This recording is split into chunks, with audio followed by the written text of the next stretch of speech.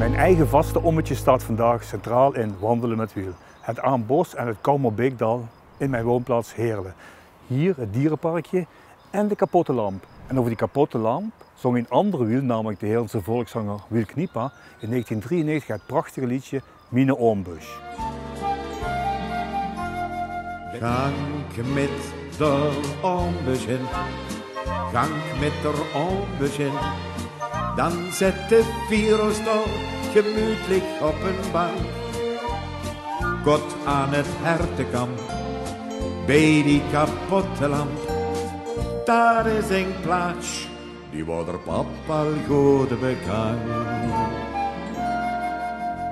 Wend met een 15, 16 jaar, het had het verschortikt. Huize de Berg van de Kleine Zusters van de Heilige Jozef is tegenwoordig een verzorgingshuis. Vroeger, zo rond 1900, was dit Sanatorium Mariabad in Knijpkuuroord.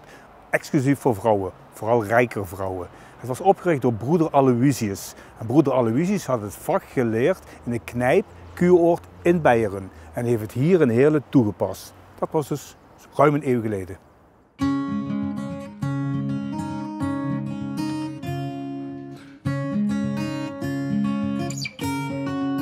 In 1917 kocht de gemeente Heerlen dit prachtige Aambos van de familie Sarolea, een welgestelde Heerlense familie.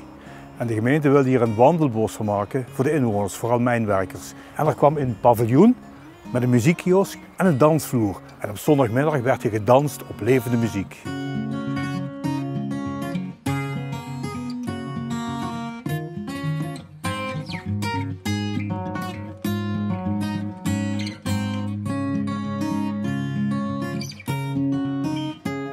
Deze fraaie holle weg is eeuwenoud. Het is de oude verbindingsweg van Heerlen richting Kerkrade en voert ons zo naar de wijk Molenberg. En achter mij zien jullie een brug. Dat is de nieuwe brug die in 2011 geplaatst is. De vervanging van de oude houten brug uit 1920 die niet meer begaanbaar was.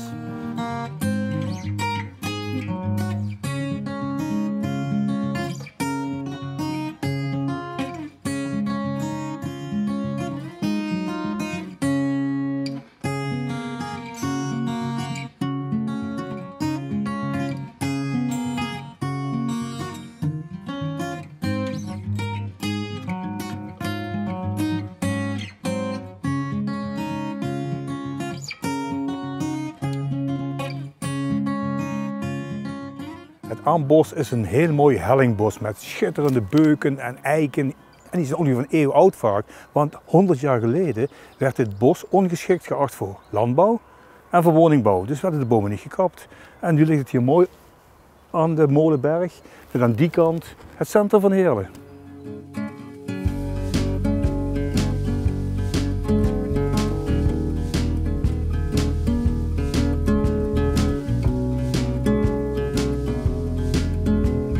Dit fraaie landhuis bouwde architect Frits Peuts in 1919 voor notaris Wijnands. Frits Peuts, zul je zeggen, ja, Frits Peuts, de man die ook het Glaspaleis bouwde, de Royal Bioscoop, het Stadhuis, het Retraitehuis, Stad Schouwburg, noem maar op. Allemaal beeldbepalende gebouwen in Heerlen, bouwde ook dit landhuis.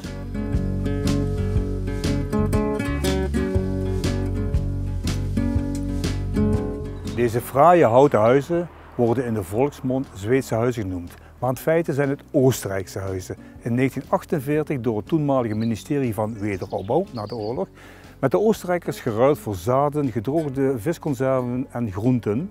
En er zijn zo'n enkele honderden van die huizen in Nederland terechtgekomen. En ze staan onder andere in Heerlen, in Hoensbroek en in Treewijk.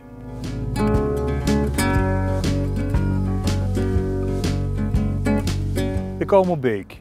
De bron ligt verderop in de wijk Heerlenbaan, op de plek waar vroeger de molen de bovenste Koumer stond. In de volksmond heet de Koumerbeek Droepnaas. En het is daarom dat de carnavalisten van Heerlenbaan zichzelf de Droepnazen noemen, de druipneuzen.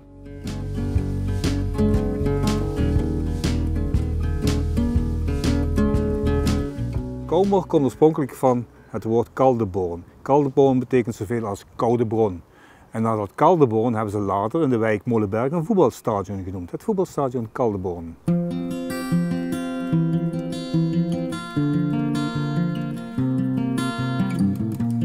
We zijn bij de oliemolen, in 1502 gebouwd als molen om olie te persen uit allerlei producten zoals zonnebloemen en noem maar op. In 1829 werd hier een graanmolen van gemaakt, dus gingen ze graan malen. En sinds een aantal jaren is dit een bed and breakfast. Hier komen mensen een aangenaam weekje, weekendje of midweekje doorbrengen in een prachtige omgeving. En wij mogen binnen een kijkje gaan nemen.